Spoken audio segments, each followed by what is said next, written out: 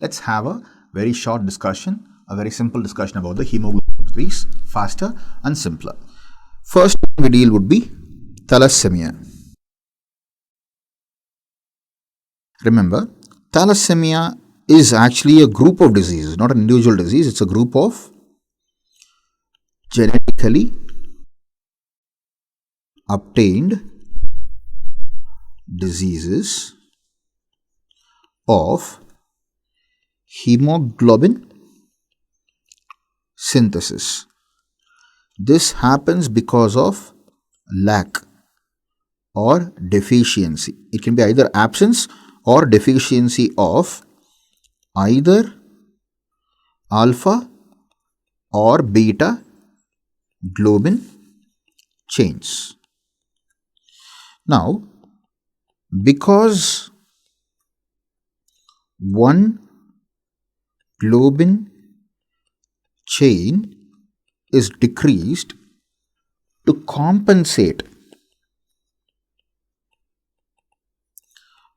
other globin chains will increase. So total quantity can be maintained, but individual proportions will be abnormal, will be wrong, abnormal. Now, this particular extra globin chains who can have much of functions can start precipitating inside the RBC. That will lead to hemolysis. That will lead to decreased functional RBCs, or even if they are dysfunctional, that will lead to anemia. And this anemia will always be hypochromic because you are losing a lot of iron. So, what are the other things that you have to know? Remember, you actually have types of thalassemia. You can have alpha-thalassemia, as we discussed in the previous section, or you can have beta-thalassemia when there is a defect in alpha chain or in beta chains as such. Okay. Now, what is about alpha-thalassemia? Here, alpha globin chain is defective or decreased. You will be having alpha globin gene generally coding for the alpha globin proteins. Remember, alpha thalassemia happens when genetic defect takes place in one or more copies of alpha globin genes, so that you will be having decreased transcription and decreased translation, that is protein synthesis, effectively giving you decreased alpha globin genes. When it comes to alpha thalassemia, you have subtypes. The subtypes can be of 4 types. The first one can be called as carrier of alpha thalassemia. These people are called as silent carriers. They are carrying the gene with them. Now what happens in them? Only 1 out of 4 copies of alpha globin gene is defective. That is, only 1 out of the 4 copies. Generally for alpha globins, you will have 4 copies of alpha globin genes. Out of the 4 copies of alpha globin genes, one of them can be going for mutation. So it means the minimalistic of all troubles that you will be expecting. That would mean to say that they will not suffer much. It means they are generally asymptomatic. But if these people get married to somebody else who is also a carrier, and if the byproduct, that is the offspring, can carry the defective genes of both the parents, then if they have 2 genes who are defective, then it may become symptomatic. This first one is carrier of alpha-thalassemia. Second one is called as Alpha-Thalassemia Trait. It means 2 out of 4 copies is mutated. So when 2 silent carriers are coming together and they give rise to an offspring, and that offspring will be able to carry 2 defective copies out of 4 copies, then that child will be an alpha thalassemia trait child.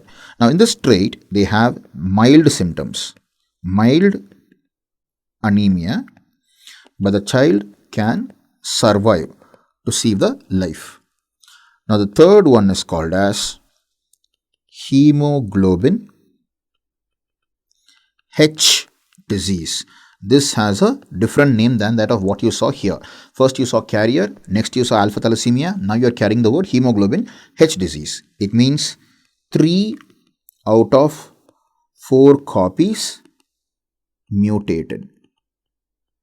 It means you have moderate anemia. And the fourth disease is hydrops fetalis, which we discussed just now. 4 out of 4 copies are mutated, and that will lead to severe anemia. The child will not be able to survive, so it is fatal. And remember, when I use the condition called as hydrops fetalis, there will not be any traces of alpha globin at all. The hemoglobin will be made up of only 4 copies of beta chains, which will not be able to carry oxygen as efficiently as it. So the anemia is extremely severe and the child can be fatal. The condition can be fatal for the child. Now, as I described about the alpha thalassemia as 4 subtypes, the same logic will be applicable for beta thalassemia also. Now, what is beta thalassemia here? Beta globin chain is less because of defect in beta globin genes. Here, beta globin genes are coded by not 4 copies of beta globin gene, but by 2 copies of beta globin gene. This makes the molecular difference between that of alpha thalassemia and beta thalassemia. In case of alpha chain, remember, every alpha chain is coded by 4 copies of alpha globin genes. But in case of a beta chain is done by 2 copies of beta globin gene. So it means beta thalassemia will have only 2 types of problems, or they'll have 2 subtypes. One is called as beta thalassemia minor. The other will be easily referred to as beta thalassemia major. And this is a trait. This is an open disease. Okay. Now, how do we discuss about trait first? Beta thalassemia trait can actually be a minor condition. That is, beta thalassemia minor will have 1 out of 2 copies mutated. It means 50% function has come down drastically. Now this will be called as heterozygous state. What is the meaning of it? That is, if this is one gene, this is the other gene, then one of them is perfect, the other one is defective. So it is a heterozygous state. If I say both the genes are equally affected, you call it as a homozygous state. Using your common sense, you will be able to identify that a heterozygous state is definitely better than a homozygous state. Why? At least one globin chain's copy is still functioning while the other is failing. But in a homozygous state, both of them are failing. It has to be more severe. Okay, in a heterozygous state, remember this normal copy of beta globin chain allows enough synthesis of beta globin chains to keep anemia minimally severe. That would mean to say that this will actually take up the function of this also. The patient can live asymptomatically. He can range from no anemia to mild anemia. But what happens in case of homozygous state? This homozygous state is called as major beta thalassemia, which is a proper disease. It means in this condition, you will be having both the copies mutated, both the globin chain copies being mutated. So what happens? You will be having severe anemia. That is, you will be having only alpha, alpha, alpha, alpha, no beta at all, because of which improper oxygen carrying capacity. And if you give hyperbaric oxygen also, your body will not know how to use the oxygen. So you want to treat this condition by giving fresh blood from someone else. That would mean to say that the patient needs blood transfusion very badly. Also remember, you have to keep on putting the patients on multiple blood transfusions. That can lead to iron overload, which can be seen as hemochromatosis. Iron overload condition can be seen. Okay. Now, what are the new generation techniques that have been done? Bone marrow transplantation can be tried because they are trying to change the progenitor cells who are supposed to offer these kind of globin chains. Okay.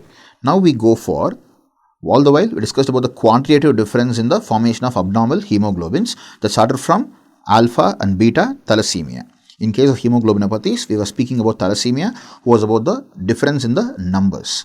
Next, we go for abnormal hemoglobins because of a amino acid change. Structural change causing abnormal hemoglobin. The world's most best example is sickle cell anemia, where the patient has hemoglobin S instead of hemoglobin A. I've already discussed that there is a mutation in the 6th position of the beta globin chain where glutamate has been replaced by valine. So glutamate's property of being repelled by the hydrophobic amino acid in that pocket has been lost. So automatically valine will be able to make very crude contact with that of the hydrophobic amino acid. So the pocket will start becoming more stickier. So the more the stickier, the more the formation of sickles in that local area. So remember, I'll just write it down here. Polar or hydrophilic glutamic acid gets replaced by hydrophobic valine. So you'll be having valine instead of glutamate. Now this means hydrophobic communication increases.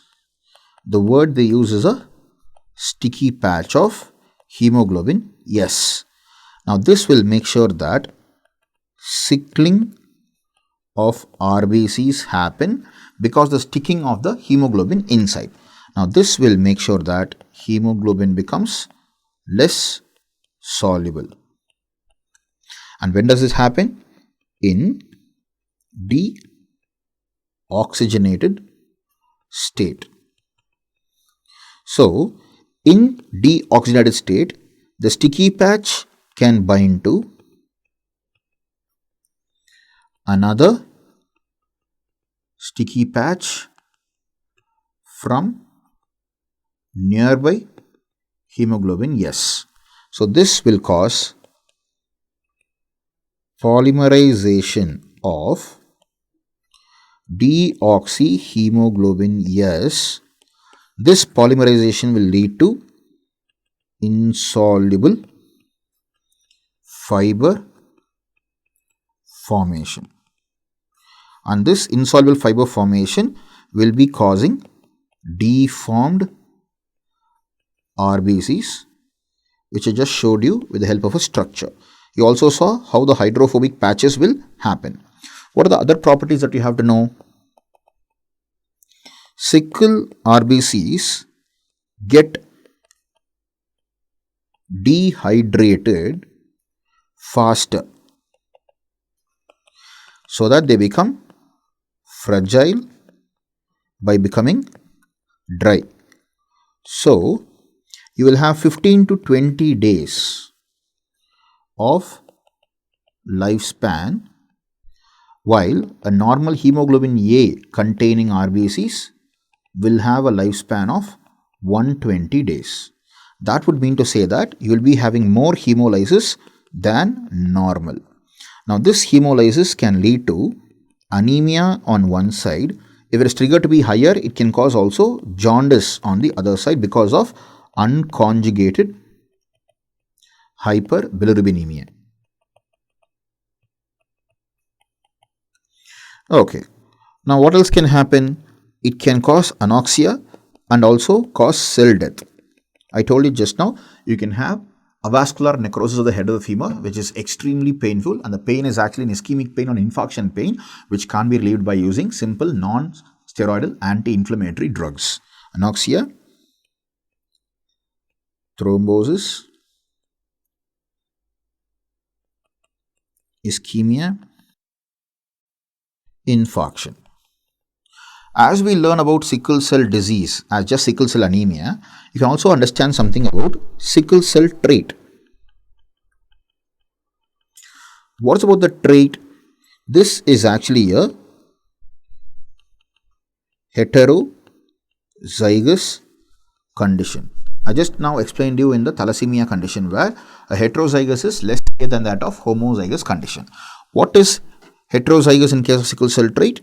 You will be having one mutant globin gene instead of two mutant globin genes from each parent.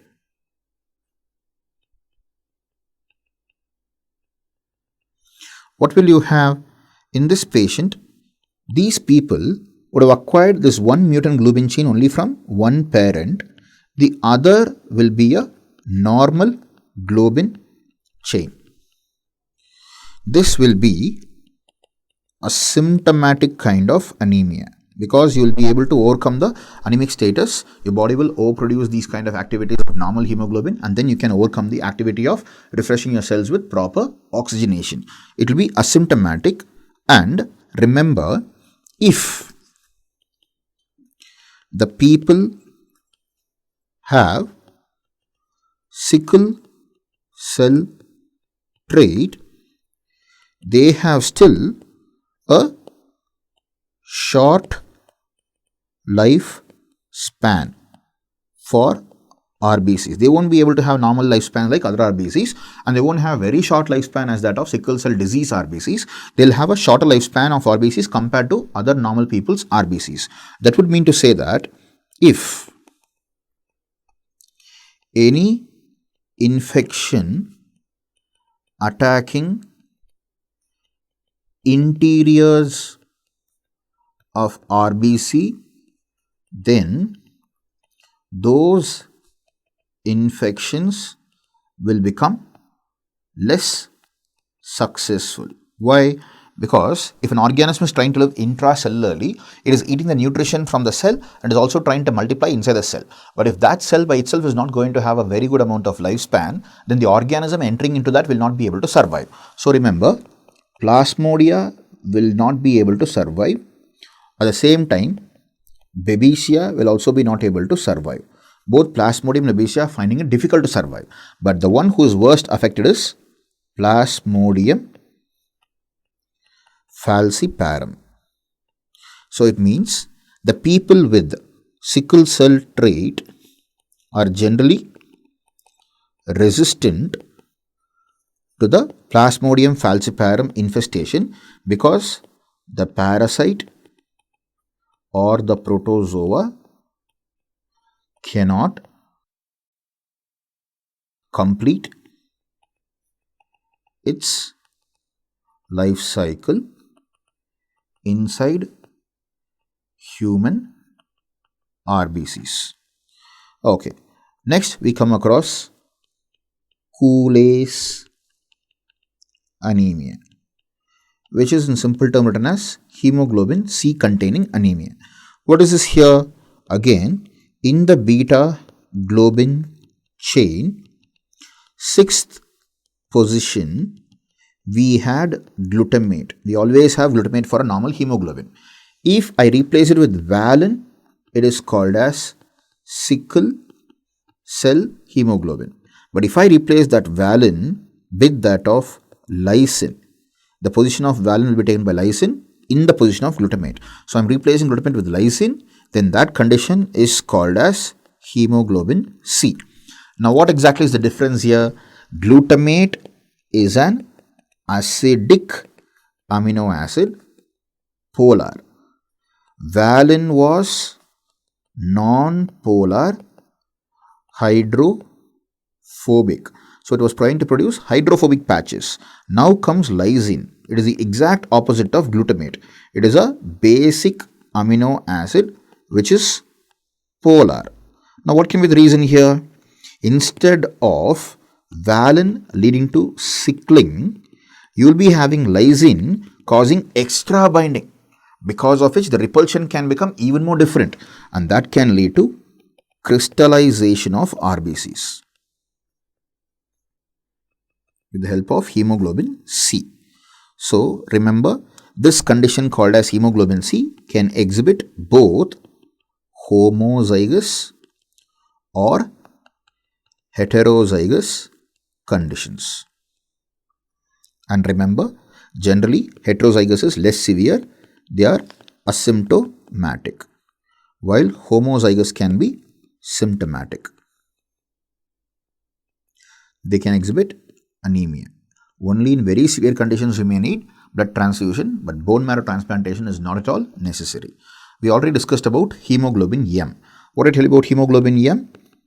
Here, in this hemoglobin M, instead of histidine directly binding Fe2 plus in the heme, you will have tyrosine residue binding to heme's Fe2 plus. Now what happens here? When tyrosine residue is binding, oxygen cannot bind. That will make it as continuously deoxygenated. Continuously deoxygenated. Now this can lead to hypoxia, that can lead to cyanosis. So in hemoglobin M, you can expect cyanosis to happen. What exactly is happening here? In case of this condition where tyrosine residue is seen, the Fe2 plus apparently can become Fe3 plus. So this will show signs of methemoglobinemia.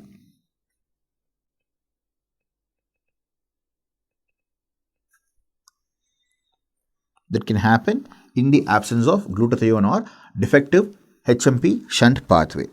Okay. Now, what are the other kinds of hemoglobin you'll come across apart from these? Others, for example, derivatives of hemoglobin. Look at this. When you look at derivatives of hemoglobin, how do you study them? By looking for absorption bands. And each derivative can have its own absorption bands, and these derivatives can be useful for monitoring a diagnosed patient or diagnosing a new patient. You can have hemoglobin binding with oxygen to cause oxyhemoglobin. It can bind or lose oxygen, or it can be Fe2 plus to Fe1 plus, which can be called as reduced hemoglobin.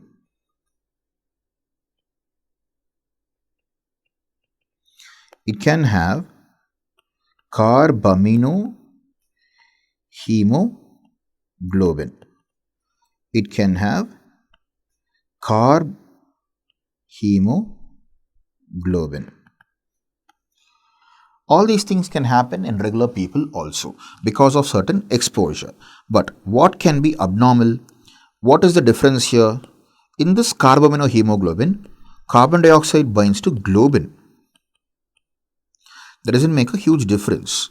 And reduced hemoglobin is not a big deal because the one that is actually scary for you is oxidized hemoglobin, because Fe2 can become Fe3. So if that becomes Fe2 becomes Fe3, you call it as methemoglobinemia. These are not dangerous derivatives, while these are dangerous derivatives. The other one can be carboxyhemoglobin, because in the plane, iron is right now not binding to the Fe2 plus is not binding to oxygen, instead is binding to the carbon monoxide. So that can actually be dangerous. Methemoglobinemia is Fe2 plus becoming Fe3 plus, which will not be able to bind. No binding of oxygen. That's a different problem altogether. Here you have the iron binding to carbon monoxide than that of oxygen. That's a different problem altogether. Okay. What exactly happens in case of methemoglobinemia? In this condition, you will be having Fe2 plus oxidized to Fe3 plus. This can happen with the help of a superoxide like a O2 dot minus, or it can be done by a hydrogen peroxide. It can be done by a free radical in general. And what does it mean? Body's reserve of NADPH or GSH or NADPH reductase or oxidase or glutathione reductase or peroxidase, all of them can be a problem, or one of them can be a problem. It means even if HMP shunt is failing, this problem can become more attenuated. Your body is not able to convert Fe3 plus back to Fe2 plus. It is always remaining as Fe3 plus. Now that would mean to say that you will not be able to transport oxygen, because of which the patient will always have anemic signs and symptoms. What happens in case of carboxyhemoglobin? You will have the heme moiety binding to carbon monoxide. Right now, the affinity will be around 200. Initially, it would have been 25,000 times, but not anymore. It is binding at an affinity of 200 times. So it means oxygen binding is difficult because oxygen can't compete. Normal atmospheric air, oxygen content is so high, it can easily replace the carbon monoxide or it can block the binding of carbon monoxide. But when you're exposed to carbon monoxide gas, then the higher concentration of carbon monoxide for the equal volume of oxygen, always carbon monoxide can have a higher hand because the carbon monoxide has a higher affinity of 200 times more binding probability with that of hemoglobin. That will make sure that you will not have oxygen binding at all. So these are the abnormal hemoglobins that I would want you to discuss about whenever you're trying to answer a few questions in terms of hemoglobinopathies.